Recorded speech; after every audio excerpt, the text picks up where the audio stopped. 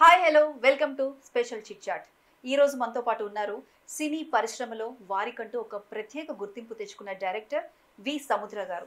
సింహరాశితో తెలుగు ఇండస్ట్రీకి పరిచయం అయ్యారు. మన తెలుగు ప్రేక్షకులందరికీ ఎంతో దగ్గరయ్యారు. వారితో మాట్లాడి మరిన్ని విషయాలు తెలుసుకుందాం. సార్ నమస్తే. నమస్తే అండి. ఎలా ఉన్నారు సార్? బాగున్నాను. చాలా రోజుల తర్వాత. అవునండి. సార్ అసలు ఏంటి మీరు డైరెక్షన్ ఫీల్డ్లోకి వచ్చారు, ఎన్నో మంచి మంచి సినిమాలు ఇచ్చారు, సింహరాశితో అడుగు పెట్టారు. నిజంగా ఆ సింహరాశి ప్రేక్షకుల్ని ఎంతో ఆకట్టుకుంది ఒక తల్లి సెంటిమెంట్తో. అసలు ఏంటి సార్, అంటే సినీ ఇండస్ట్రీలోకి ఎంటర్ అయిన తర్వాత మనం మాట్లాడుకునే ముందు అసలు ఏంటి సార్, ఈ డైరెక్షన్కి ముందు ఏంటి సముద్ర ఏంటి అసలు? అంటే నేను ఒక రైతు ఫ్యామిలీ అండి. మా నాన్నగారు ఫార్మర్, గుంటూరు జిల్లా అనమాట, బోయపాలెం ఊరు. నేను 10th వరకు చదువుకొని సినిమాల మీద ఇంట్రెస్ట్ తోటి చెన్నై వెళ్ళిపోయి, అప్పుడు చెన్నైలో ఉండేది ఇండస్ట్రీ. చెన్నై వెళ్ళిపోయి అక్కడ తర్వాతే మూవీస్ మీద ఇంట్రెస్ట్ వచ్చింది. ఓకే. షోలే సినిమా చూసాను అనమాట. అది ఎక్కేసింది. అంటే ఏమవుదామని వెళ్ళారు సార్? అంటే డైరెక్టర్ అనే డైరెక్టర్ అవ్వాలనే ఓకే. వెళ్ళానండి, డైరెక్టర్ అనేది. సో అలా వెళ్ళేసి ఇక అసిస్టెంట్ డైరెక్టర్గా జాయిన్ అయ్యి ఏం రత్నం గారి దగ్గర, మోహన్ గాంధీ గారి దగ్గర, ముత్యాల సుబ్బయ్య గారు, శరత్ గారు, బి గోపాల్ గారు, సురేష్ వర్మ, బ్యానర్లు వచ్చేసరికి మన ఎయిటర్ మోహన్ గారు, పోకూరు బాబురావు గారు, ఏం రత్నం గారు, ఈ బ్యానర్లు అన్నింటిలో వర్క్ చేశాం. మంచి మంచి సంస్థలు, మంచి మంచి డైరెక్టర్స్. ఇట్లాగా లాస్ట్ ఫిలిం గోపాల్ గారి దగ్గర చేసిన తర్వాత ఇక నేను డైరెక్టర్ అయ్యాను 2001. అంటే నిజంగా ఒక స్టార్టింగ్ ఫేజ్ లో స్ట్రగుల్స్ అనేది ఎవరికైనా తప్పదు సార్. మీరు ఎటువంటి స్ట్రగుల్స్ ఫేస్ చేశారు?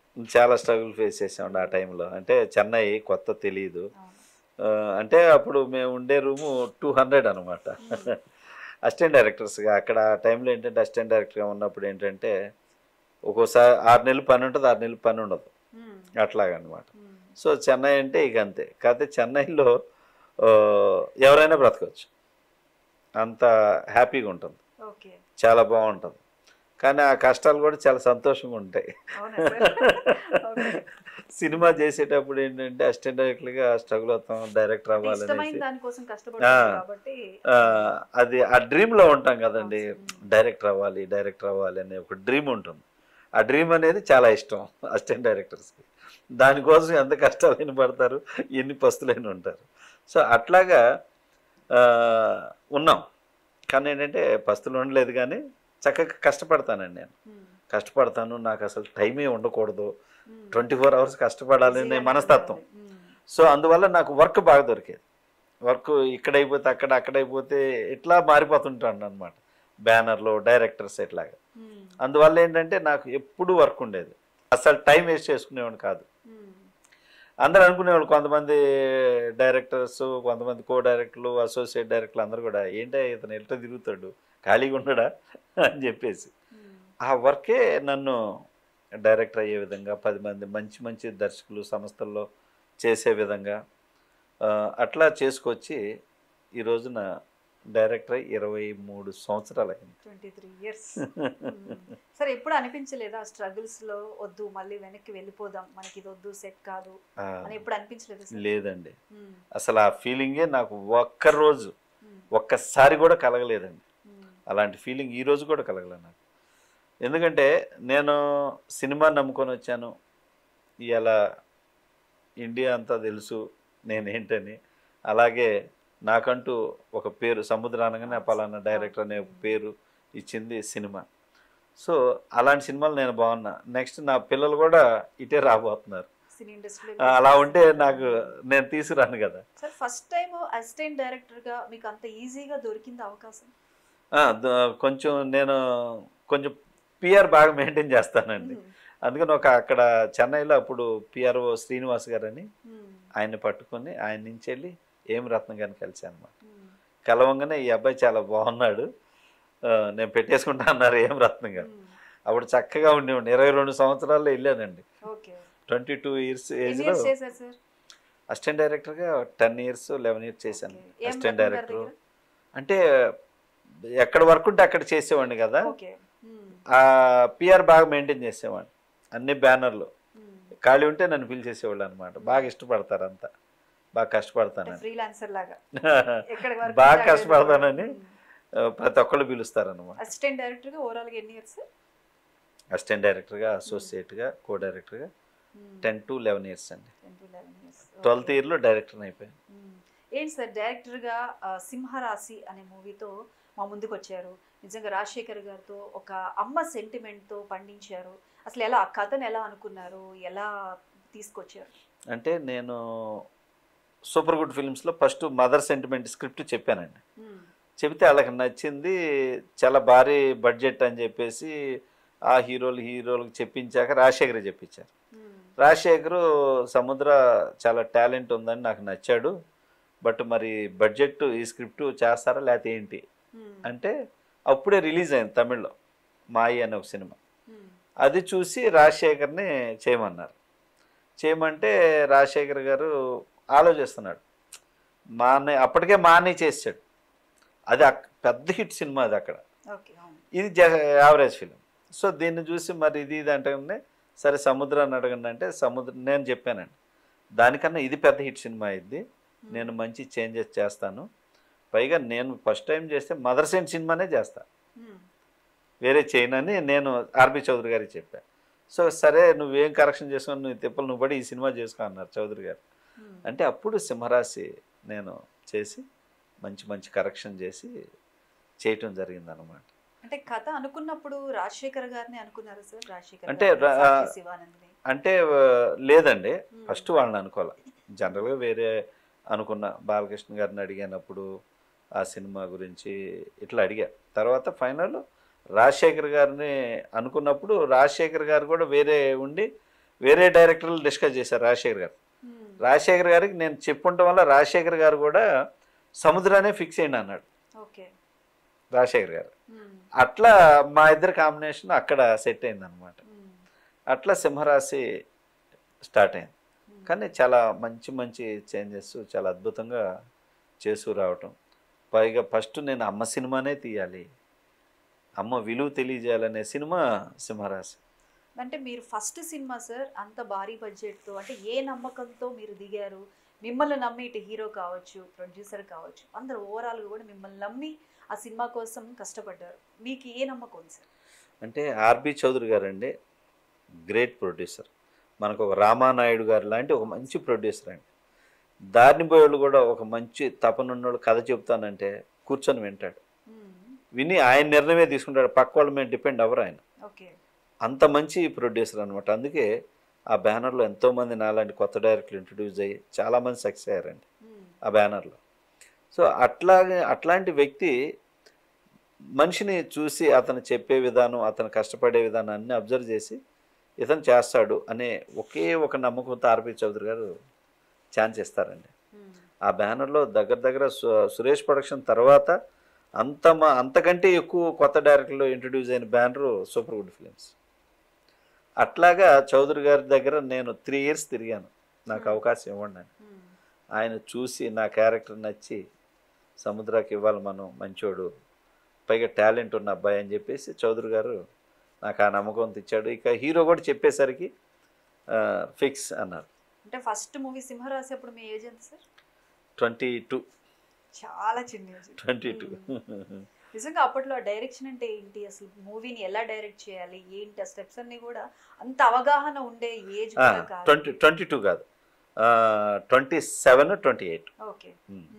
22లో అసలు మీరు నేను ఎంట్రీ ఆల్మోస్ట్ 19, 20 ఆ ప్రాంతంలో వచ్చాను.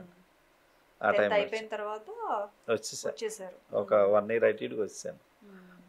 సరే, అయితే ఈ మూవీ తర్వాత నిజంగా మీరు ముందుగానే అనుకున్నారు ఇది మంచి హిట్ కొడుతుంది అని అనుకున్న రిజల్ట్ అయితే వచ్చింది. వచ్చిన తర్వాత మీరు అప్పటి వరకు ఒక ఛాన్స్ ఇవ్వండి అని అందరినీ అడిగారు. ఈ మూవీ తర్వాత ఎవరన్నా మీ దగ్గరికి వచ్చి సముద్రతో మేము మూవీ చేయాలి, ఒక కథ రాయండి అని చెప్పి ఎవరన్నా అడిగిన వాళ్ళు ఉన్నారు? బాలయ్య బాబే చెప్పారు. బాలకృష్ణ గారే ఇది చేసే ముందే నాకు ప్రామిస్ చేశాడు, సముద్ర సింహరాశి నువ్వు వేరే హీరోతో చేసేయి, నేను పిలిచి నీకు చెప్తానమ్మా అని చెప్పేసి బాలయ్య బాబు బెల్లంకొండ సురేష్ ప్రొడ్యూసర్ని వి వినాయక్ స్టోరీ రైటర్గా చెన్నకేశవరెడ్డి కథ చెప్పించారు బాలయ్య బాబు. ఫస్టే బాలయ్య బాబు మాట ఇచ్చారు, బాలయ్య బాబు గారు చెప్పారు.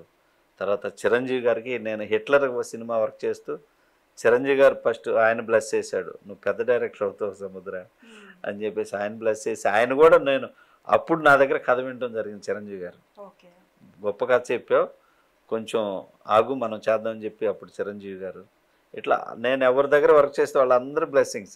ఆర్ నారాయణమూర్తి గారు కూడా, ఏ తమ్ముడు నువ్వు కోడి రామకృష్ణ అవుతావా, నువ్వు ఇంకో కోడి చూస్తున్నట్టుంది నన్ను అట్లా అని చెప్పేసి ఆర్ నారాయణమూర్తి గారు కూడా నువ్వు కోడి రామకృష్ణ అవుతావు అని చెప్పేసి ఆశీర్వదించారు ఆయన కూడా. ఇట్లా ప్రతి హీరోలు నన్ను ఆశీర్వదించారని అప్పుడే చెప్పారు.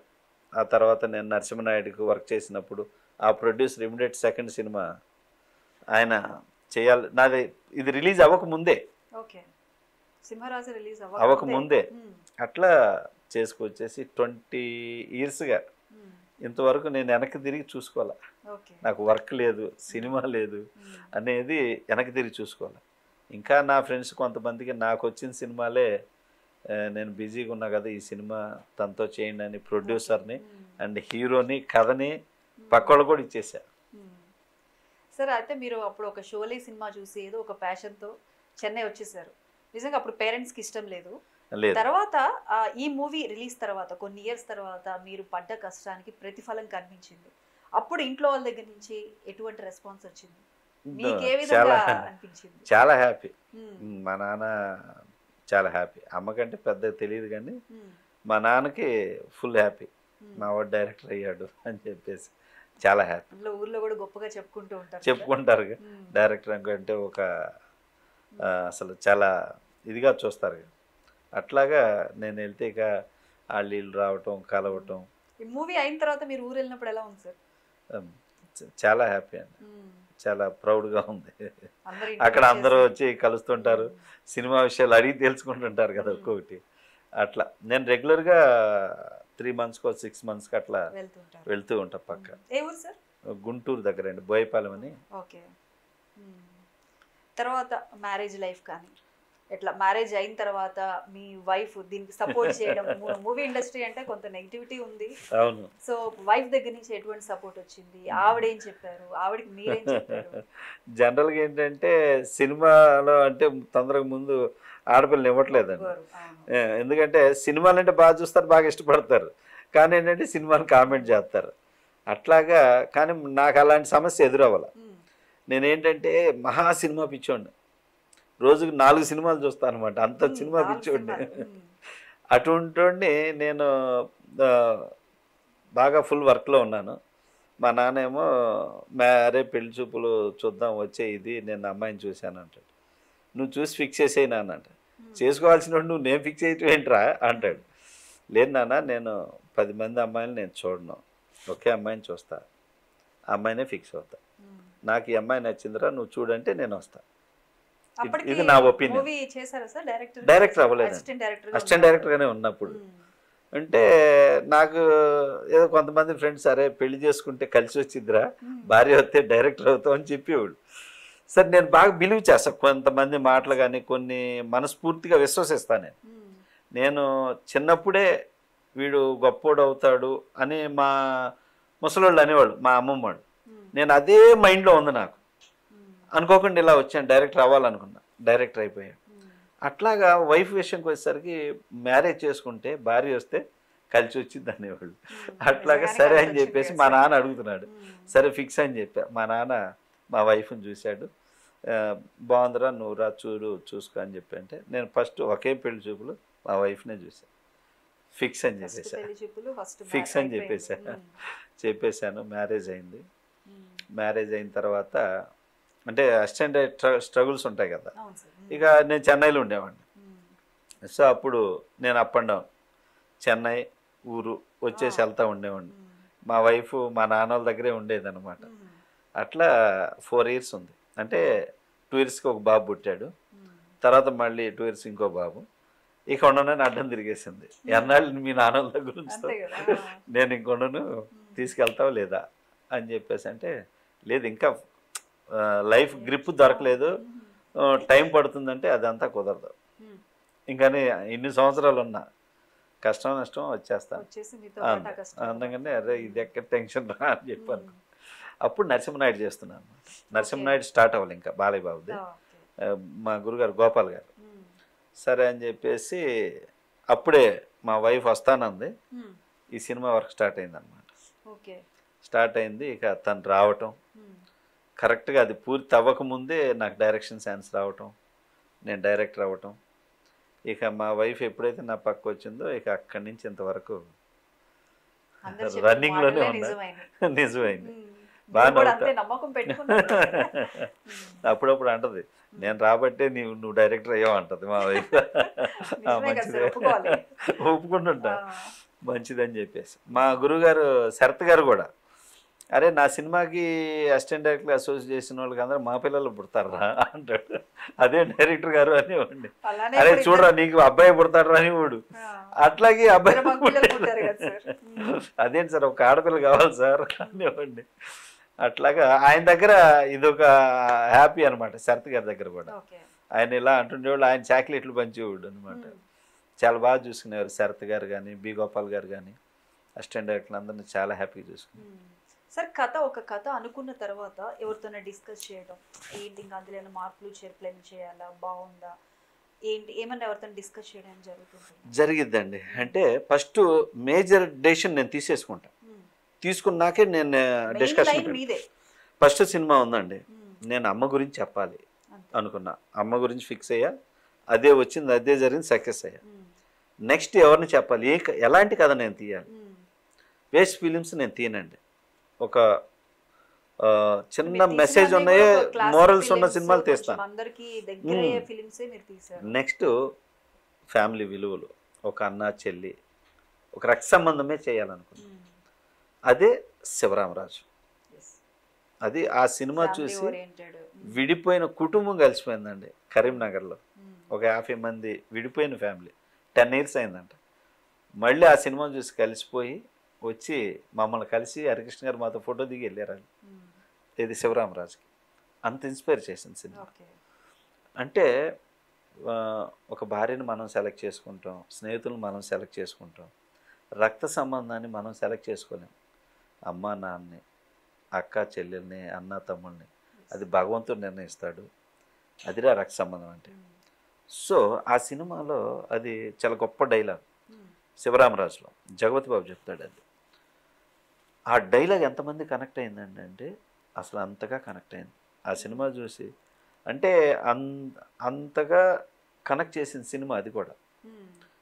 అట్లాగా అది తీసుకున్నాక ఇంకా నేను ఇంకెవరు విన్ను, అది ఫిక్స్ అయ్యి ఆ కథను చేయటం జరిగింది. Hmm. ఆ తర్వాత హరికృష్ణ గారు మేము అది చేస్తూ మా నాన్నగారు రైతుల మీద చేయలేదు సముద్ర సినిమా, అది ఒక్కటి మిగిలింది అంటే, సార్ ఆ రైతులు అయితే మనం చేద్దాం సార్, మా నాన్న కూడా రైతు, నేను ఈ 3వ సినిమా ఇది చేయాలనుకుంటున్నాను సార్ అంటే హరికృష్ణ గారు మేము కలిసి రైతు గురించి, Hmm. టైగర్ హరిశ్చంద్ర ప్రసాద్ ఒక అసలు అది టొమాటో రైతు మీద కూడా మీరు చాలా రీసెర్చ్ కూడా రీసెర్చ్ చేస్తున్నారు. చేసాం రైతు నాయకులతోటి. Hmm. అంటే ఒక అంటే దాన్ని ఎందుకు ఎంచుకున్నారు, ఒక టొమాటో రైతు? టమాటా ఒక్కటే కాదండి అది. Hmm. అయితే ఇప్పుడు రైతు ఒక ఫార్మర్ ఉన్నాడండి, 365 రోజులు కష్టపడతారు పొలాల్లో, వానకు తడుస్తారు, ఎండకి ఇది అవుతారు, కష్టపడి పనిచేసి వాళ్ళు ఒక పంటను పండిస్తారు. అది వరి కానివ్వండి, టమాటా కానివ్వండి, మిర్చి కానివ్వండి, పత్తి కానివ్వండి, ఉల్లిపాయ కానివ్వండి, కంది కానివ్వండి, ఇట్లా ఏ పంటనా కానీ. బట్ వీళ్ళు పండించిన పంట వీళ్ళు ప్రైస్ ఫిక్స్ చేసుకోలేరు. ఇప్పుడు ఈ వాచ్ ఉంది, ఈ వాచ్ని ఎవరు తయారు చేశాడో నా వాచ్ ఖరీదు ఇది అంటాడు. అలాగే ఒక బ్లేడ్ తయారు చేసినోడు కూడా నా బ్లేడ్ ఖరీదు ఇది అంటాడు. చెప్పులు తయారు చేసినోడు కూడా నా చెప్పులు ఖరీదు ఇది అంటాడు. రైతుగా అవకాశం లేదు.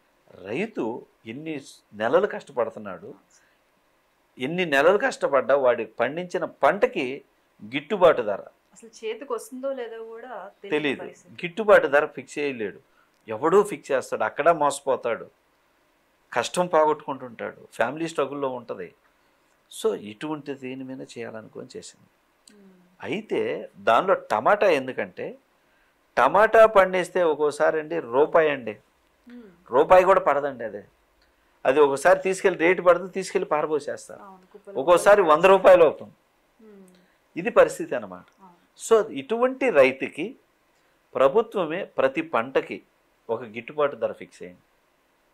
ఇప్పుడు దీనికి ఎలా ఒక ఫిక్స్డ్ ప్రైస్, అలాగా పంటలకు కూడా ఒక్కొక్క పైరుకి ఒక్కొక్క పంటకి ఒక ఫిక్స్డ్ ప్రైస్ ఫిక్స్ చేయండి అని డిస్కస్ చేసిన సినిమా అండి అది. బట్ ఈ రోజు కూడా ఏ ప్రభుత్వం ఆ పని చేయలేదండి. ఏ ప్రభుత్వం చేయలే, ఏ పాలకుల్లో కూడా అది తీసుకురావట్లా. రైతులు వర్షాలు వచ్చి దెబ్బతిన్నప్పుడు వెళ్తున్నారు, ఫోటోలు దిగుతున్నారు, కానీ రైతుల కోసం ఈ రోజు కూడా ఏ ప్రభుత్వం ఏ పాలకులు ఈ రోజుకి చేయలేదండి. కాకపోతే ఏదో అంత డెప్త్ కి వెళ్ళి అంత రీసెర్చ్ చేసి రిలీఫ్ లో చేస్తున్నారు. రైతుల గురించి వచ్చిన సినిమా అయితే ఇదేనండి. ఇదే అప్పుడు ఇప్పుడు రజనీకాంత్ గారు నేను ఒక సినిమా చేయాలనుకున్నప్పుడు సుమన్ గారు, మన సాయి కుమార్ తమ్ముడు రవి, వీళ్ళందరూ కూడా ఈ సినిమానే ప్రిపేర్ చేశారు, టైగర్ హరిశ్చంద్ర ప్రసాద్. అవి చూసి ఎంతకంటే గొప్పగా ఎవరు తీయగలరు సినిమాని, టచ్ అయ్యేది దీన్ని అని ఆగిపోయారు. హరిశ్చంద్ర ప్రసాద్ అంత కనుచూపు మేర క్రౌడ్ అండి, పబ్లిక్. అలా అంత బాగా నా లైఫ్లో కూడా మళ్ళీ అంత స్పాన్లో తీయలేం సినిమా, అంత పబ్లిక్లోనే తీసామండి సినిమా. శివరామరాజు తర్వాత వెంటనే తీసిన సినిమా హరిశ్చంద్ర ప్రసాద్.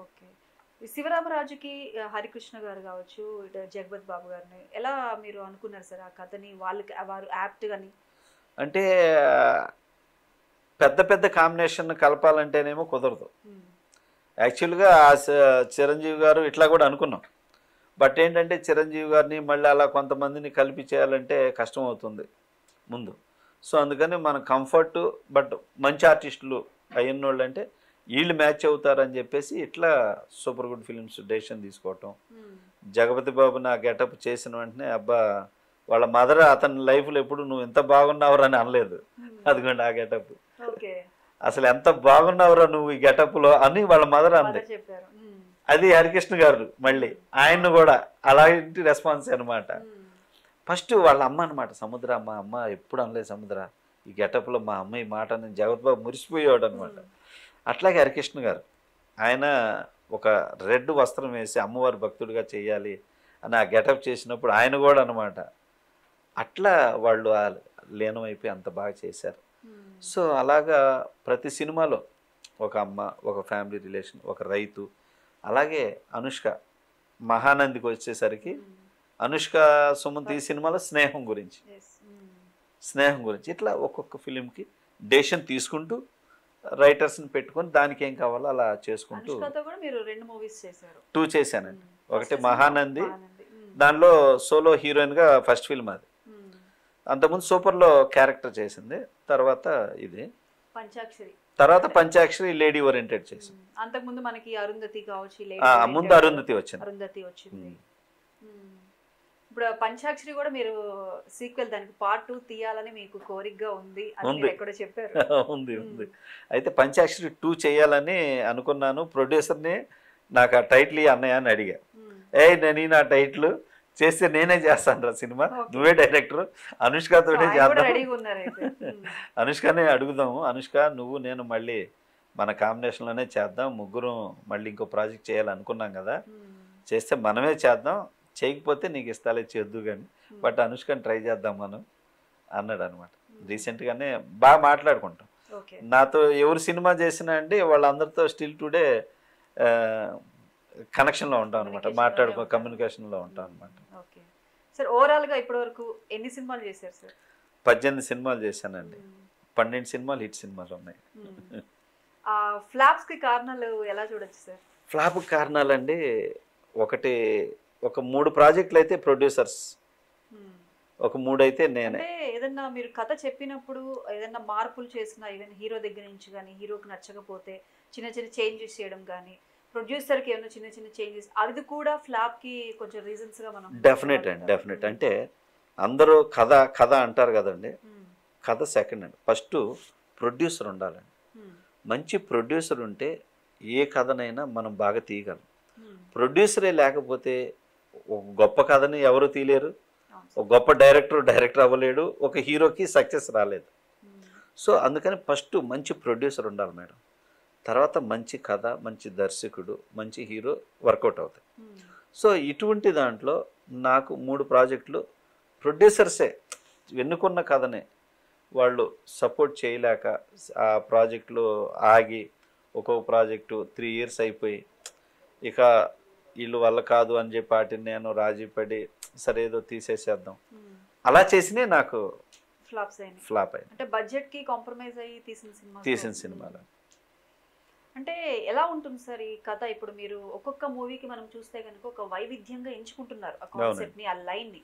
దాన్ని తెర మీదకి తీసుకురావడానికి, మీరు అనుకున్న కథ అవుట్పుట్ రావడానికి నిజంగా మీ ఆ బ్యాక్గ్రౌండ్ లో ఎలా ఉంటుంది అది మీకు వర్కౌట్? లేదు అంటే ఒక్కొక్క కథ ఎంచుకున్నప్పుడు ఆ విజువల్స్, ఆ ప్యాటర్న్స్, దాన్ని ఆ క్యారెక్టర్ మూడు ఇవన్నీ వెళ్ళిపోతాం. కొంత రీసెర్చ్ చేసుకుంటూ, కొంత తెలుసుకుంటూ, కొంత మనం చూసిన సందర్భాలు ఉంటాయి. సో అలా దాన్ని కాస్త రీసెర్చ్ చేసుకుంటూ వెళ్తూ చేసుకెళ్తాను. సార్ మీరు ఎవరితో ఉన్న ఒక హీరోతో మూవీ చేయాలి అని చేయలేకపోయిన హీరో ఎవరున్నారు సార్? అంటే చెయ్యాలి అని చేయలేకపోయిన హీరోలు ఇద్దరు. వాళ్ళిద్దరికి ఫస్ట్ మహేష్ బాబు, తనే నాకు ఫస్ట్ ఛాన్స్ ఇచ్చింది. కథ కూడా ఓకే చేశారు. అప్పుడు ఒక 6-7 ఇయర్స్ తిరిగాను. గుడ్ రిలేషన్, అంటే ఆయన మిస్టేక్ కాదు అది.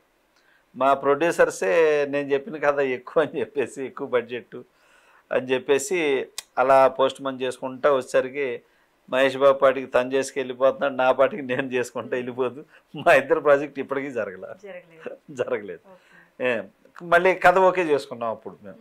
మహేష్ బాబు ఎప్పుడన్నా కనపడేటప్పుడు ఏమైపోయారంటే ఆ కథ ఉందా అంటాడు. ఉందండి అంటాను అనమాట. అట్లాగా అంత ఇది. సో అలాగా మహేష్ బాబుది. అట్లాగే పవన్ కళ్యాణ్ గారితో నేను మధ్యలో 2 సినిమాలు, అన్నవరం ఒకటి, మళ్ళీ ఇవన్నీ మిస్ అయ్యాం. తర్వాత గబ్బర్ సింగ్ అప్పుడు కూడా గణేష్, పవన్ కళ్యాణ్ గారు ఇద్దరే నాతోటే అన్నారు. మా షూటింగ్ పక్కన జరుగుతుంది. మిమ్మల్ని అనుకున్నామండి, ఇట్లా మొన్నే హరీష్ శంకర్ని ఫిక్స్ చేసాము, మిమ్మల్ని కూడా అనుకున్నాం ఆ సినిమాకి చేద్దామని చెప్పేసి. అట్లాగా వాళ్ళిద్దరిది. సార్ మీకు బాగా ఇష్టమైన హీరో ఎవరు? అంటే సీనియర్స్లోనా ఇప్పుడున్న ఎవరు? ఇప్పుడున్న జనరేషన్లో ఎవరున్నారు? సీనియర్స్లో అంటే రామారావు గారు, ఎన్టీ రామారావు గారు. ఇప్పుడున్న వాళ్ళు అంటే ఇక అందరూ చాలా ఇష్టం. ఎందుకంటే వీళ్ళందరూ కూడా నాకు చాలా ఇష్టమైన వ్యక్తులే. పవన్ కళ్యాణ్ గారు కానీ, మహేష్ బాబు గారు కానీ, ఎన్టీఆర్ కానీ, అల్లు అర్జున్ కానీ, రామ్ చరణ్ కానీ, వీళ్ళందరూ బాగా ఇది నేనంటే. ఇక వాళ్ళు నలుగురు కంటే ఇక నలుగురికి బాగా ఇష్టం. బాలయ్య బాబుకి, చిరంజీవి గారికి, నాగార్జున గారికి, వెంకటేష్ గారికి, వీళ్ళందరూ కూడా సముద్రం అంటే మా ఊడేనయ్యా అంటారు. ఇక వాళ్ళ నలుగురు అంటే వీళ్ళు అనేది చెప్పలేను అనమాట. అందరికి అంత ఇష్టం నేనంటే. కానీ సముద్రానికి ఇట్టు వస్తే మాత్రం మనం చేయాలి అనేది ప్రతి ఒక్కళ్ళ మనసులో అది ఉంది. సార్ అప్పుడు హీరోస్కి, ఇప్పుడు హీరోస్కి, నాట్ ఓన్లీ హీరోస్, హీరోయిన్స్ కావచ్చు, యాక్టర్స్ కావచ్చు, అప్పుడు వారికి ఇప్పుడు వారికి ఏంటి సార్ ఆ వ్యత్యాసం ఏంటి? అంటే అప్పుడు అంటే కొంచెం మోరల్స్ ఉండే, ఎథిక్స్. అంటే ఒక సినిమా ఫ్లాప్ అయినంత మాత్రాన వీళ్ళ టాలెంట్ లోపం కాదు, సంథింగ్ కారణాలు ఎన్నో ఉన్నాయి. దాన్ని మనం హీరో సైడ్ కానీ, డైరెక్టర్ సైడ్ కానీ, నిర్మాత సైడ్ కానీ తీసుకునేవాళ్ళు కాదు. మళ్ళీ అగైన్ ఇదే కాంబినేషన్ రిపీట్ చేసి ఈ ప్రొడ్యూసర్ని హీరో డైరెక్టర్ కలిపి నిలబెట్టేవాళ్ళు, లేకపోతే ఆ హీరోకి ప్రొడ్యూసర్ డైరెక్టర్ కలిపి నిలబెట్టేవాళ్ళు. ఇలాంటి గుడ్ రిలేషన్ ఉండేది. ఇప్పుడు అది లేదు. ఇప్పుడు ఓన్లీ సక్సెస్ కొలమానంగా పెట్టుకున్నారు తప్ప ఇప్పుడు అది లేదు. అరే మనతో సినిమా చేశాడు, నేను కదా కథ డెసిషన్ తీసుకుంది, ఇందువల్ల కదా ఫ్లాప్ అయింది, సో తను మళ్ళీ మనం హెల్ప్ చేసి నిలబెట్టాలి అనే ఈ మోరల్స్, ఈ ఎథిక్స్ హీరోలో అండ్ డైరెక్టర్లో అండ్ ప్రొడ్యూసర్ ముగ్గురులో లోపించినాయి. అంటే సినిమా సక్సెస్ అయితేనేమో ఒక ముగ్గురు అంటున్నారు, ఫ్లాప్ అయితే మాత్రం ఓన్లీ డైరెక్టర్ అంటున్నారు. అది నిర్ణయం తీసుకునేది మాత్రం హీరో. ఈ కథ నాకు నచ్చితేనే చేస్తా అంటాడు హీరో. మనం 3 కథలు చెప్తాం మేడం, చెప్పినప్పుడు ఈ 3 కథల్లో నాకు ఇది నచ్చింది, అది కాదు సార్ ఇది నాకు అది నచ్చలు, నేను ఇదే చేస్తా అంటాడు. సరే అని మేము అది చేస్తాం. ఫ్లాప్ అయిన తర్వాత ఇది నేను తీసుకున్న నిర్ణయం, నా వల్లే ఈ సినిమా ఫ్లాప్ అయింది అని మళ్ళీ వీళ్ళు చెప్పరు, దర్శకుడు సరిగ్గా చేయలేదని పోయిందని అంటారు. వేరే వాళ్ళకి కూడా అవకాశం ఇస్తున్నారా సార్? ఇస్తా ఉన్నాం కదా. మీ పిల్లలకు కూడా మీరే డైరెక్షన్ చేస్తున్నారు కదా? బయటే ఇస్తున్నాను, బయట చేస్తున్నారు. బట్ ఒక్కసారి నా చేతిలో నలిగితే ఇంకా ఎక్కడైనా పర్ఫెక్ట్ చేయగలరు అనేది అన్ని. అంటే వీళ్ళని ఎలా ప్రజెంట్ చేయాలి అనే విజువల్ అవతల డైరెక్టర్స్కి అందుతాయి. లేకపోతే ఒక్కోసారి ఈ హీరోని ఫస్ట్ టైం చూస్తే ఎలా ప్రజెంట్ చేయాలనేది డైరెక్టర్స్ కనెక్ట్ అవ్వండి. అలా ఒకసారి ప్రజెంట్ చేసిన వాడిని చూస్తే మనం ఇలా ప్రజెంట్ చేయొచ్చు అనేది కనెక్ట్ అవుతాయి. అంటే అసలు నిజంగా ఎలా ఉంటుంది సార్ ఒక ఫస్ట్ మూవీ, ఒక ఫస్ట్ కొత్త యాక్టర్ని మనం ప్రేక్షకుల ముందుకు తీసుకెళ్ళాలి అంటే నిజంగా అది ఒక పెద్ద టాస్క్ అనే అనుకోవాలి. అసలు ఎలా చూపించాలి సార్? అది మంచి టాస్కే. ఇంకా అది ఇంకా ఇక వాళ్ళనే నేనే హీరో అనుకొని ఊహ చేసుకొని వాళ్ళని చేపియాలండి. అది అనమాట. సో అవతల వాళ్ళకు కూడా ఆ గ్యాస్పింగ్ పవర్ కావాలి. మనం చెప్పేది వాళ్ళు కనెక్ట్ చేసుకొని చేసి కాకపోతే నేనేంటంటే ఒక ఆర్టిస్ట్ లాగా ఎవరు ఏదున్నా నేను చేసి చూపిస్తాను అన్నమాట. చేసి చూపించేవాడిని. ఆ రోజు అనుష్క కూడా పాపం తనకి యాక్టింగ్ రాదు మహానంది టైంలో, ఇప్పుడు బ్రహ్మాండంగా చేస్తుంది. అప్పుడు అనమాట అప్పుడు యాక్టింగ్ స్కూల్ కూడా నేర్చుకోవాలి అనుష్క. వచ్చి మీరు చేయండి అనేది, అది నేను చేసి చూపించేవాడిని ప్రతి షాట్. అట్లా చేసేది, పట్టుకోగలిగేది. ఒకవేళ ఇప్పుడు పంచాక్షరి 2 చేస్తే గనక మళ్ళీ అనుష్క గారితోనే చేస్తారా సార్? అనుష్క చేస్తే డెఫినెట్గా అనుష్కతో చేస్తా. అనుష్క చేయకపోతే ఇంకెవరన్నా చూడాలి. బట్ ఏంటంటే నేనన్నా మేమంతా చాలా ఇష్టం అన్నమాట అనుష్కకి. ఒకసారి నాకు అన్నం కూడా కలిపి తినిపించింది, అంత ఇష్టం, అంత మంచి అమ్మాయి. సో తను ఏంటంటే బట్ ఇప్పుడు ఇంకే ఏ సినిమాలు కమిట్ అవ్వట్లేదు. అందువల్ల చేస్తే అనుష్క కన్నా బెస్ట్ ఎవరు దొరుకుతారు చేస్తే. ఇక తను ఏంటంటే చేయట్లేదు అనుకొని ఇక మనం వేరే వెళ్ళాలి. సార్ ఇప్పుడు మనకి ఆల్మోస్ట్ ఎన్నో సినిమాలు వారానికి ఎన్నో సినిమాలు రిలీజ్ అవుతున్నాయి, చిన్నవి పెద్దవి.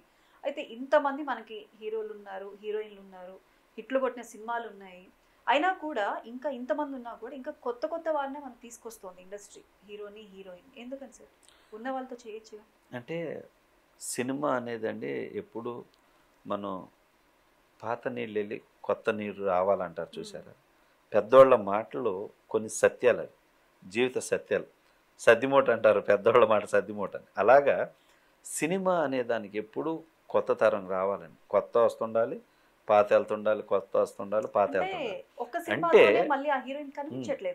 అంటే అలా కనిపించకపోవటానికండి వాళ్ళ క్యారెక్టర్, వాళ్ళ బిహేవ్ ఇవన్నీ సినిమాకి ముడిపడి ఉంటాయి. ఆ తరం వారిని చూసుకుంటే సావిత్రి గారు కావచ్చు, అప్పుడు తక్కువ అండి, ఎన్నో సినిమాలు ఎన్నో సంవత్సరాలు. ఆ టైం వేరండి. ఆ టైంలో ఏంటంటే ఆర్టిస్టులు కూడా పెద్దగా వచ్చేవాళ్ళు కాదు, అందువల్ల వాళ్ళకి చాలా లాంగ్ స్టాండర్డ్ ఉంది. ఈ రోజున ఏంటంటే మీరు కాదంటే ఇంకొకళ్ళు, వీళ్ళిద్దరు కాదంటే ఇంకొకళ్ళు, ఇంత ఆప్షన్స్, ఇంత సినిమా మీద ప్రేమతో ఇంతమంది వచ్చేవాళ్ళు ఉన్నారండి ఇవాళ. సో అందువల్ల ఏంటంటే ఆ ఆప్షన్స్ ఆడియన్సే చూస్ చేసేస్తున్నారు. అందువల్లే మారిపోతాం, కొత్త వాళ్ళు వస్తా పాత వాళ్ళు వెళ్తా, కొత్త వాళ్ళు వస్తా పాత వాళ్ళు వెళ్తా చేస్తూ ఉన్నారనమాట. అందుకే ఆ స్టాండర్డ్ ఇంతకుముందు ఆర్టిస్టులకేమో హీరోయిన్స్కి మినిమం ఒక 15 to 20 years మెయింటైన్ చేసేవాడు. ఇప్పుడు అది లేదు, మ్యాక్సిమం 5 years, 5 to 7 సగం పడిపోయింది అనమాట. సక్సెస్ అయితే ఒక 5 to 7 years. అంటే ఇంకొకటి మనకి టాలీవుడ్లో ఉన్నది ఏంటంటే ఎక్కువ తెలుగు అమ్మాయిల కన్నా కూడా ఎక్కువగా బాంబే నుంచి వచ్చే అమ్మాయిలు, అదర్ స్టేట్స్ నుంచి వచ్చే అమ్మాయిలు ఎక్కువగా వారికే ఎక్కువగా అవకాశాలు ఇస్తారు అని అయితే ఒకటి ఉంది. ఉంది. బట్ ఏంటంటే నార్త్ నుంచి వచ్చిన అమ్మాయిలు ఏంటంటే ఒక సినిమాకి ఏం కావాలంటే అది చేస్తారండి. మన తెలుగు అమ్మాయిలు అది చేయట్లా, నెంబర్ 1. నెంబర్ 2 ఏంటంటే వీళ్ళు రావటమే సినిమా మీద ఒక నెగిటివ్ ఇంప్రెషన్ పెట్టుకొని వస్తున్నారు. వాళ్ళు అది కాదు, సినిమా మీద నెగిటివ్ ఇంప్రెషన్ కాదు, సినిమాని చాలా లవ్ చేస్తూ వస్తున్నారు వాళ్ళు. ఈ డిఫరెన్స్ ఉందండి. అందువల్ల వాళ్ళు కంఫర్ట్గా ఉన్నారు, మనోళ్ళు కంఫర్ట్గా లేరు చేయటానికి. అది డిఫరెన్స్ అంతే తప్ప వేరే ఎంకరేజ్మెంట్ గురించి అసలు డిఫరెన్సే లేదు. ఓకే. అంటే ఇప్పుడు ఇంకొకటి మనం ఎక్కువ వింటూ ఉంటాము, ముఖ్యంగా ఈ సినీ ఇండస్ట్రీలో కాస్టింగ్ కౌచ్ అనేది బాగా వింటూ ఉంటాం. దాని గురించి మీరేం చెప్తారు? అదేంటంటే అండి, ఎవరో ఒక చోట కొంతమంది అజ్ఞానం చేసే పని అది. ఒక సినిమాని ప్రేమించే వాళ్ళు ఎవరు కూడా ఫస్ట్ అవి లేవు.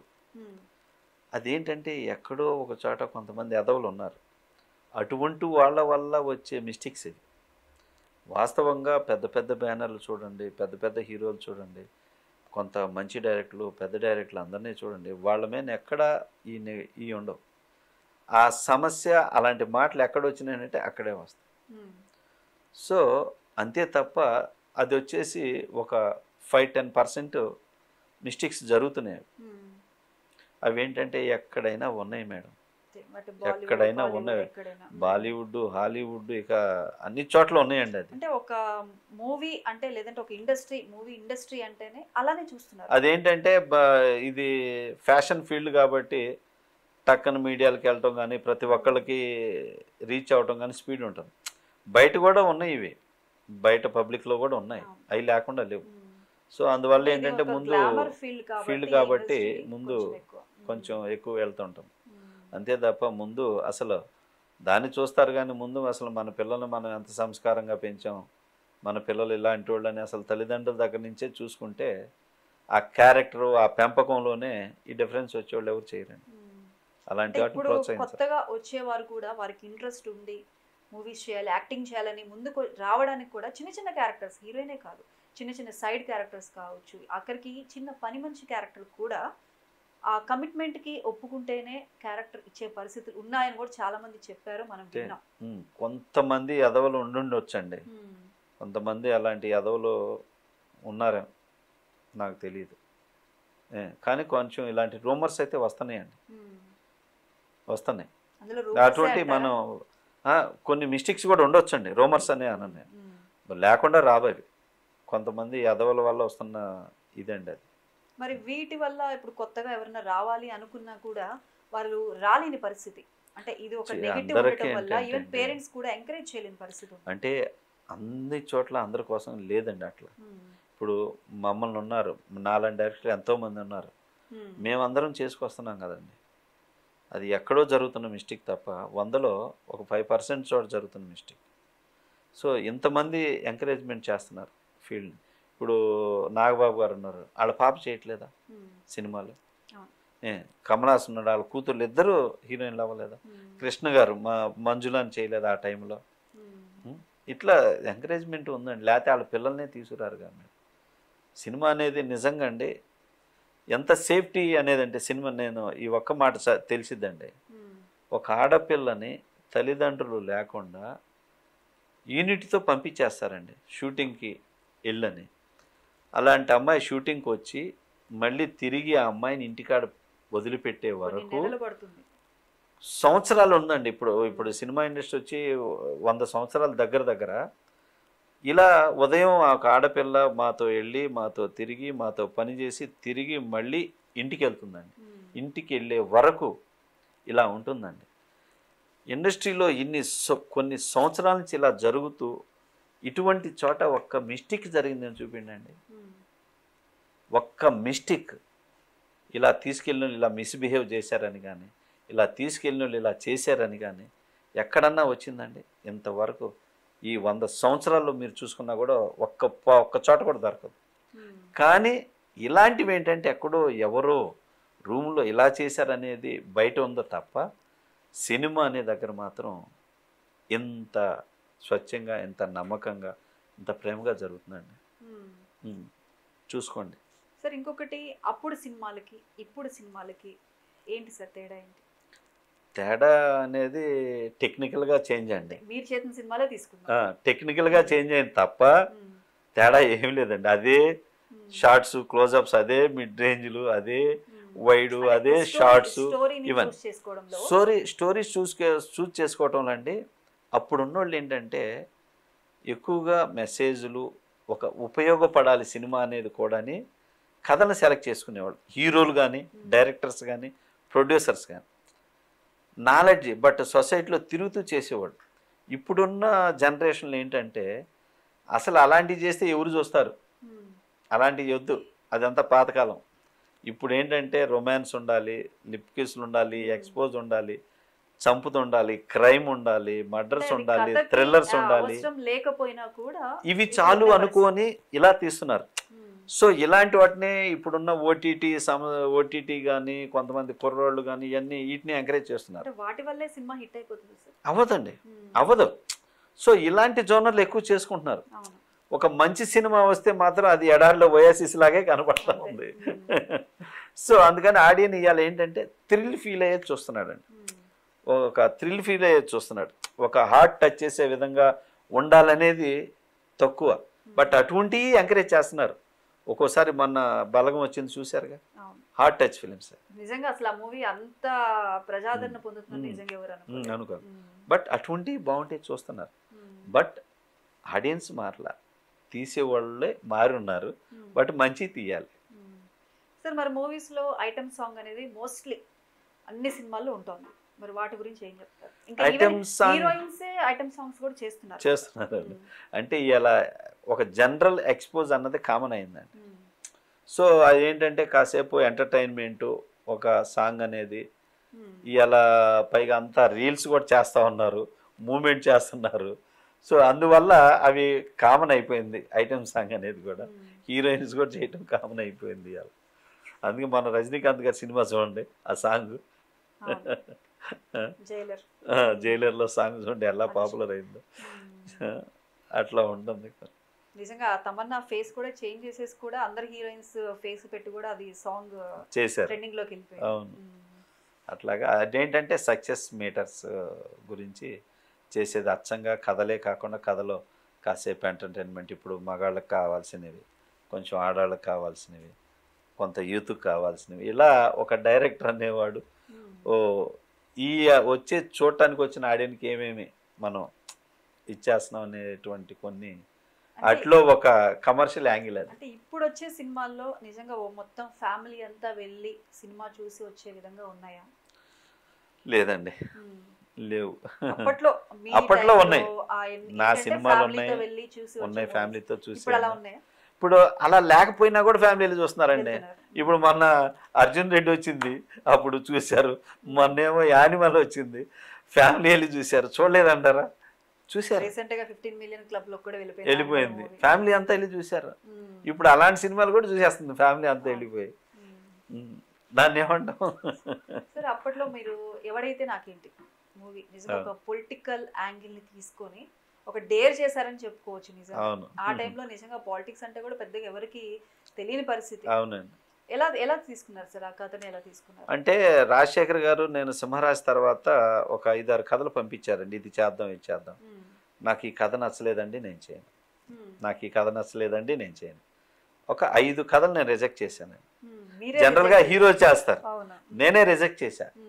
మా వైఫ్ ఏంటి, నువ్వు చేయటం ఇష్టం లేక రిజెక్ట్ చేస్తున్నావా, నిజం కథ నచ్చక చేస్తున్నావా అని అడిగేది. లేదమ్మా, నిజంగా నాకు కథ నచ్చకే చేశాను. రాజశేఖర్ గారు నా ఫస్ట్ హీరో, సముద్రకే డైరెక్షన్ ఇవ్వని చెప్పాడు. అటువంటి ఆయన నేను ఎలా రిజెక్ట్ చేస్తాను? సో నిజంగా నాకు కథ నచ్చలా అని ఎవడైతే నాకంటే తెచ్చారు, అప్పుడు ఇది చేస్తాను నేను, ఇది నచ్చిందన్న. అప్పుడు రాజశేఖర్ దగ్గరికి అంతేశాడు, సముద్రానికి నచ్చిందా, ఇది ఒప్పుకున్నాడా అని చెప్పేసి. అట్లాగా సెలెక్ట్ చేసి ఆ సినిమాని ప్రతి సీను డిస్కస్ చేసి చేసుకుంటూ, ఎందుకంటే కొంతమంది హీరోని ఎలా ప్రజెంట్ చేయాలి స్క్రీన్కి, ఆడియన్స్కి ఎలా ప్రజెంట్ చేయాలి, అట్లాగా ప్రజెంట్ చేస్తాం. ఇప్పుడు బోయపాటి బాలకృష్ణ ఉన్నారు, ఆ కాంబినేషన్ హిట్ అవుతూ ఉంటాను. ఎందుకు? బాలయ్య బాబుని ఎలా ప్రజెంట్ చేయొచ్చు అనేది తనకు తెలుసు. అంతకుముందు మా గురువు గారు గోపాల్ గారు చేశారు. బాలయ్య బాబు బి గోపాల్ గారి కాంబినేషన్ అంటే same Boyapati style of combination. హిట్లు ఆయనే, వాళ్ళే హిట్లు. మళ్ళీ ఎందుకు? బాలయ్య బాబుని ఎలా ప్రజెంట్ చేయాలి. అలాగా రాజశేఖర్ని కూడా నేను తను ఎలా ప్రజెంట్ చేయాలి, తన మీద ఎలాంటి ప్యాటర్న్ ఆఫ్ కథని సెలెక్ట్ చేసి చేయాలనేది నాకు తెలుసు. అందుకే సింహరాశి రాజశేఖర్కి అప్పుడు ఆహుతి, అంకుశం అనేవాళ్ళు. ఆ తర్వాత ఇప్పుడు సింహరాశి అంటారు. అలాంటి ఒక మైల్ స్టోన్ ఫిలిమ్స్ అట్లా. సింహరాశి బిఫోర్, సింహరాశి ఆఫ్టర్ అంటారు ఇప్పుడు. సరే, ఇప్పుడు పాలిటిక్స్ గురించి చెప్పాలంటే మీరు ఏం చెప్తారు? అసలు ఇప్పుడు పాలిటిక్స్ తెలుసండి. బట్ ఏంటంటే పాలిటిక్స్లోకి వచ్చేసరికి ఫస్ట్ వచ్చే నాయకుల్లో ఇది మనం పబ్లిక్కి చేయాలి, ఇవి పబ్లిక్కి అవసరం, ఇదైతేనే నేను చేయాలి అనేటువంటి ఒక క్లారిటీతో లేరు ఫస్ట్. వీళ్ళు ఏమనుకుంటున్నారంటే మన పార్టీ మనం గెలవాలి, మనం ఈ మేనిఫెస్టో పెట్టాలి, ఇది చెప్పాలి, ఇది చెప్పాలి అనేవి చేస్తున్నారు తప్ప వాస్తవంగా వాళ్ళకి ఏం కావాలి, మనం ఏం చేయాలి, దీనికోసం ఫైట్ చేయాలి, గెలవటం ఓటం తర్వాత. బట్ ఇది చేయాలనేటువంటి ఒక క్లారిటీ, ఒక లీడర్షిప్ క్వాలిటీస్ చాలామందిలో లేవండి. ఫస్ట్ మైనస్ ఇది.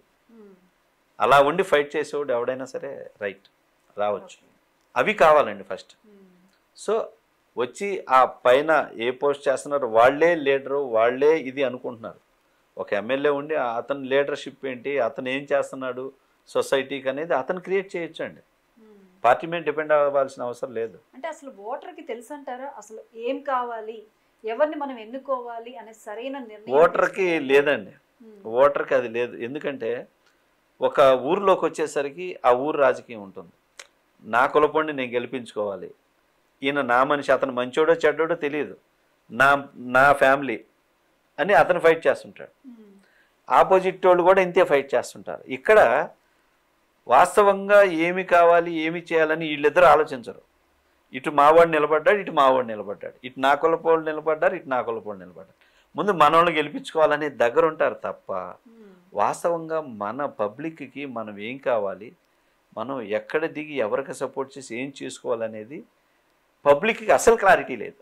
వాళ్ళకి ఏం లేదు, తెలియదు. మీరు ఎక్కడ నుంచి చూడండి ఇప్పుడు తీసి ఏ కులము నా కులం ఇది అని మాట్లాడుతుంటారు తప్ప వాస్తవంగా మన రాష్ట్రానికి ఇది కావాలి, మన ప్రజలకి ఇది కావాలి, ఇది లేదు, ఇది చేయలేదని పబ్లిక్ నుంచి ఎటన్నా రియాక్షన్ వస్తుందని చూసారు. అసలు పబ్లిక్ ఓటర్ కూడా ఓట్ వేసేటప్పుడు ఫైనల్ గా మైండ్ లో ఏమనుకుని వేస్తాడు సార్ ఓటు అంటే ఇక్కడ అదే చెప్తున్నాగా మేడం, ఒక్కటి అనేది లేదు మేడం, వీళ్ళకి ఒకటని లేదు.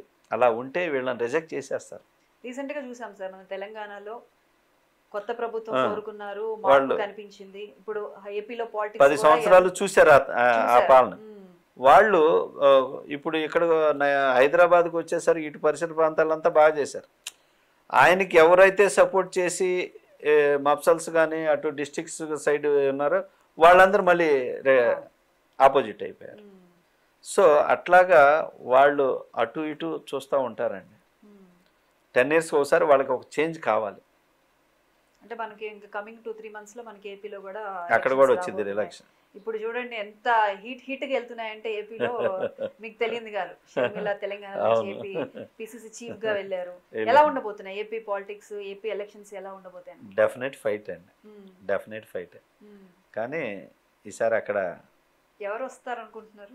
నేను అనుకుంటున్నారు అంటే నేను అనుకోవటం తెలుగుదేశం అండి. తెలుగుదేశం జనసేన వస్తుంది అనుకుంటున్నారు. డెఫినెట్ వస్తే బాగుంటుందని కూడా అనుకుంటున్నారు. ఎందుకంటే స్వతహాగా నేను తెలుగుదేశం స్వతహాగా వస్తే ఏ విధంగా బాగుంటుంది అంటే డెఫినెట్గా చంద్రబాబు నాయుడు గారు ఇంతకుముందు చేసిన పరిపాలన అంతా బాగా చేస్తున్నారు. సో మా హీరో పవన్ కళ్యాణ్ కూడా తను ఒక మంచి చేయాలి, ఒక ఆనెస్ట్ పర్సన్, తను ఒక చేయాలని అటువంటి వాళ్ళు ఇద్దరు కలిశారు. సో ఒక కొత్త రాష్ట్రాన్ని మళ్ళీ చేసుకొస్తారు. కలిసి వచ్చేదే. బట్ ఏంటంటే పబ్లిక్ తోటి ఈ సీట్ల దగ్గర వాటి దగ్గర కొంచెం గజిబిజి గొడవలు జరిగినా వాళ్ళిద్దరు క్లారిటీగానే ఉంటారు. సో డెఫినెట్గా ఆంధ్రప్రదేశ్ అభివృద్ధికి వాళ్ళు తోడ్పడతారని నేను అనుకుంటున్నాను. ఎందుకంటే ఇంతకుముందు చంద్రబాబు గారు చేసి చూపించారు కదా, ఒకప్పుడు ఉమ్మడి రాష్ట్రాన్ని ఆయన చేసి చూపించారు. సో డెఫినెట్గా ఆయన ఫస్ట్ టైం వచ్చి కూడా అంతా ఒక ప్లాట్ఫామ్ చేసి సెట్ చేశారు, ఒక అమరావతి అని ఒక ఇదని. సో డెఫినెట్గా ఆయన వస్తే ఈసారి డెఫినెట్గా బ్రహ్మాండం. ఏంటి అసలు మన సినీ ఇండస్ట్రీ నుంచి ఆల్మోస్ట్ చాలా మంది కూడా పాలిటిక్స్లోకి వచ్చేస్తున్నారు. మనకు తెలుసు చిరంజీవి గారు, పవన్ కళ్యాణ్ గారు, కమల్ హాసన్, రజనీకాంత్, ఇప్పుడు రీసెంట్గా విజయ్, అందరూ కూడా పాలిటిక్స్లోంచి ఏదో ప్రజలకు ఏదో చేయాలని కోరుకుంటున్నారు. అంటే ఎందుకు సార్ ఆ ఇంట్రెస్ట్ ఎందుకు వస్తుంది? అంటే హీరోలు అయిన తర్వాత అల్టిమేట్ నెక్స్ట్ ఏం లేదు, పొలిటికల్ లీడర్ సీఎం అనేది ఉంది, దానికోసం వస్తున్నారు. అంతేనా సార్? అంతే, డెఫినెట్. అది తర్వాత ఏంటంటే ముఖ్యంగా పబ్లిక్కి ఇది చేయాలని రావాలి. సో అలా వచ్చే దాంట్లో మాత్రం ఇప్పుడు అలా వచ్చేవాళ్ళు నేను ఎమ్మెల్యేగా పోటీ చేస్తానని రావచ్చు కదా, కాదు, సీఎం అనేది. సో నెక్స్ట్ ఏంటంటే చెయ్యాలనేది వాటి కోసం.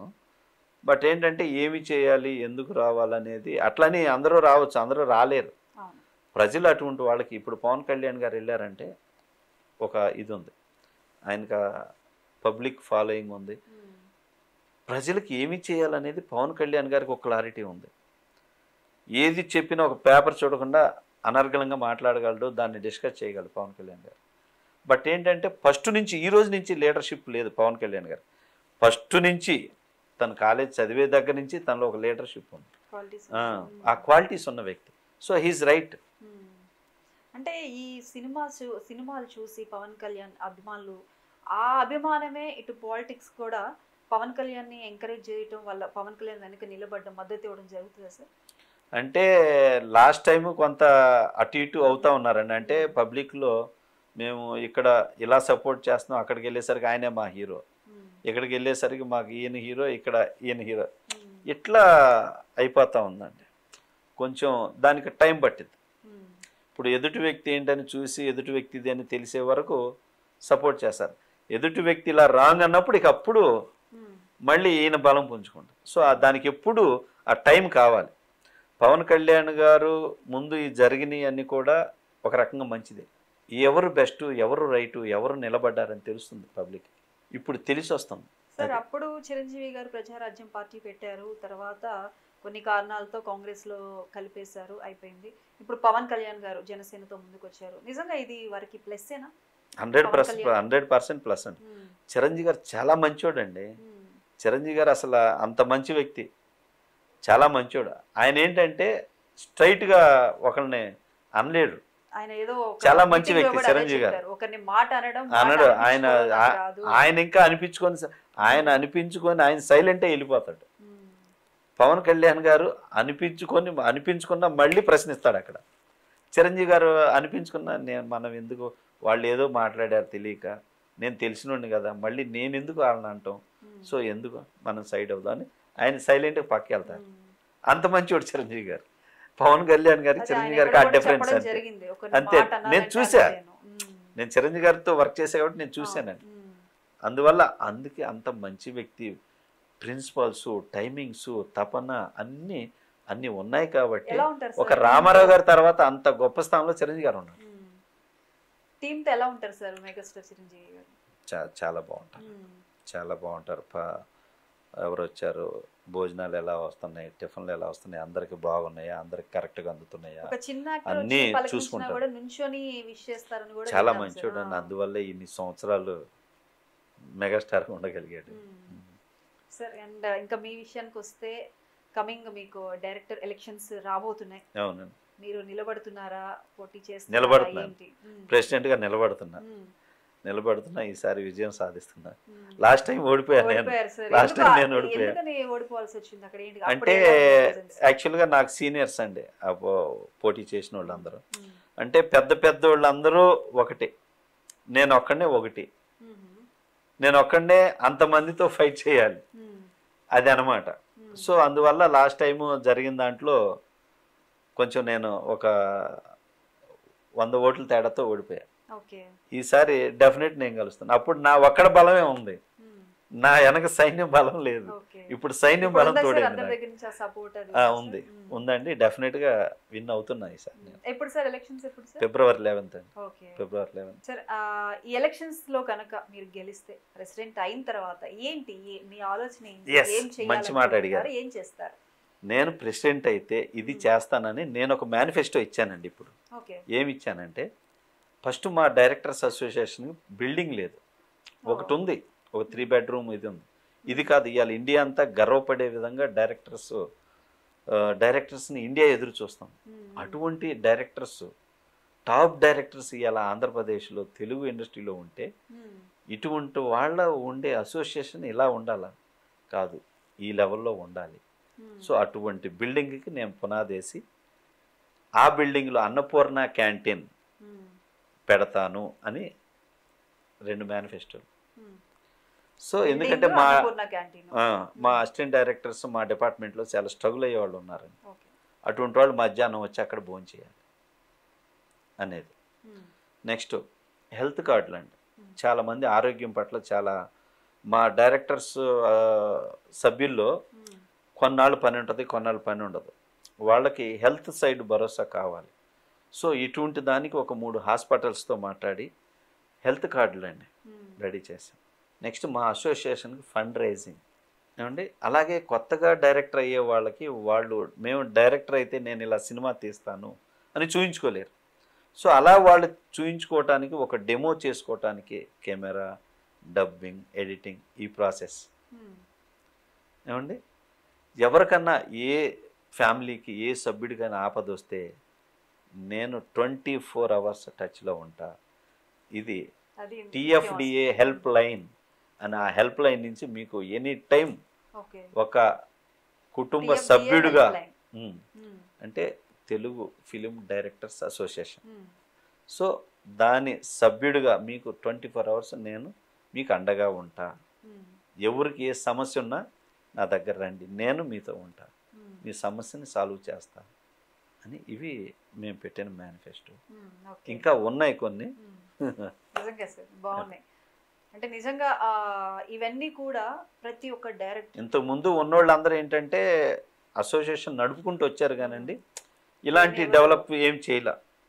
వాళ్ళు ఏంటంటే పెద్దోళ్ళందరూ మా ముందు చేసిన భరద్వాజ గారు, కృష్ణారెడ్డి గారు, సాగర్ గారు, శంకర్ గారు, వీరశంకర్ గారు, కాశీ విశ్వనాథ్ గారు, వీళ్ళంతా నడుపుకుంటూ వచ్చారు. సో ఇలాంటివి వాళ్ళ మైండ్లో వచ్చినట్లేదు. సో అందుకని ఇవన్నీ చేయాలని నేను చెప్పాను. అనేది చాలా ఉపయోగకరం. ఎందుకంటే ఎవరికి ఎలా ఉంటుందో, ఎప్పుడు ఏ టైంలో ప్రాబ్లం వస్తుందో ఎవరికి. ఇంకొకటి 24 hours అవైలబిలిటీ ఉండటం. అవునండి. ఒక హెల్ప్ లైన్ నెంబర్ ఇచ్చేసి 24 గంటలు అందుబాటులో ఉంటాం. నిజంగా ఇవే ఎవరికైనా కూడా చాలా ఇంపార్టెంట్ అనమాట. అవును సరే. ఇంకొకటి ఇప్పుడు మన సినిమాల గురించి మాట్లాడుకుంటే, ఒకప్పుడు సినిమాలకి ఇప్పుడు సినిమాలకి ఎటువంటి వ్యత్యాసం ఉంది, కథల్లో ఎలా ఉంది, మనం అన్ని చూస్తూనే ఉన్నాం. కానీ ఇప్పుడు మన సినిమా పాన్ ఇండియా రేంజ్ నుంచి వరల్డ్ వైడ్ వెళ్ళిపోయింది. ఆస్కార్ స్టేజ్ మీద మనం నిలబడ్డాము. నిజంగా ఎలా అనిపిస్తుంది సార్? చాలా హ్యాపీ అండి. దీనికి ఫస్ట్ థ్యాంక్స్ రాజమౌళి గారికే చెప్పాలి. ఎందుకంటే తెలుగు ఇండస్ట్రీని నేషనల్ లెవెల్లో తీసుకెళ్ళి పాన్ ఇండియా అని చేశారు. తను ఒక్కనే చేసుకోవాలి. తెలుగు హీరోలని తీసుకెళ్ళాడు, తెలుగు డైరెక్టర్స్ని తీసుకెళ్ళాడు, తెలుగు టెక్నీషియన్ని తీసుకెళ్ళిపోయాడు. హ్యాట్సాఫ్ట్. ఇప్పుడు అక్కడి నుంచి పాన్ వరల్డ్కి తీసిపోయాడు. ఇప్పుడు వరల్డ్లో కూర్చోబెడుతున్నాడు నెక్స్ట్. సో అందువల్ల మన పేరు ప్రఖ్యాతుల్ని ఆ స్థాయికి తీసుకెళ్ళినందుకు మన రాజమౌళి గారికి నేను ప్రత్యేకించి, రాజమౌళి గారికి కానీ అండ్ మన సందీప్ వంగాకి కానీ, మన కేజీఎఫ్ డైరెక్టర్ తన పేరు ఏంటంటే తనకు కానీ, వీళ్ళందరూ కూడా ప్రత్యేకించి కృతజ్ఞతలు చెప్పుకుంటారు. అందరికీ సాధ్యమవుతుందా సార్ అంతటి గొప్ప సినిమాలు తీయటం? ఒక రాజమౌళి గారి లాగా తీయటం చాలా కష్టం అండి. తను అంత కమిట్మెంట్తో చేసుకెళ్ళేవాడు. ఆ ఓపిక, ఆ కష్టం అన్నీ అందరూ చేయలేరండి, రేర్. అందుకే తను ఒక్కడ అవ్వగలిగాడు, నంబర్ 1 అవ్వగలిగాడు, అందరికీ మార్గదర్శకుడు కాగలిగాడు. సరే, ఇప్పుడు మీరు 4 ప్రాజెక్టులు 5 ప్రాజెక్టులు ఆన్ సెట్స్ ఉన్నాయి, వర్క్ జరుగుతుంది. ఎవరు అనుకుంటున్నారు సార్ హీరో ఎవరు ఏంటని చెప్తారా ఏమన్నా? హీరో అంటే ఇప్పుడు నేను చేసేవాళ్ళు ఇంకా కరెక్ట్గా పేర్లు తెలియదండి, ఇంట్రడ్యూస్ చేయాలి. మరి అయితే కొద్ది రోజుల్లోనే లేదంటే కొద్ది నెలల్లోనే మీ మూవీస్ 3 సినిమాలు వచ్చేస్తాయి సార్ ఈ ఇయర్లో? పక్కా వస్తాయండి, పక్కా. వరదరాజు గోవిందం వస్తుంది, రామజన్మభూమి వస్తుంది, ఇండియా CEO కొత్తగా ఉంది సార్. వస్తే మా పిల్లది కూడా రావచ్చు, మా పిల్లలది. ఓకే. ఎప్పుడు సార్ పిల్లలు ఎప్పుడు రావచ్చు sir? Almost next month start చేస్తాను. ఏమైనా టైటిల్స్ ఫిక్స్ చేశారు సార్? ఫిక్స్ చేయాలి ఇంకా. వర్కింగ్ టైటిల్ దో కమీనే అనుకుంటున్నాను.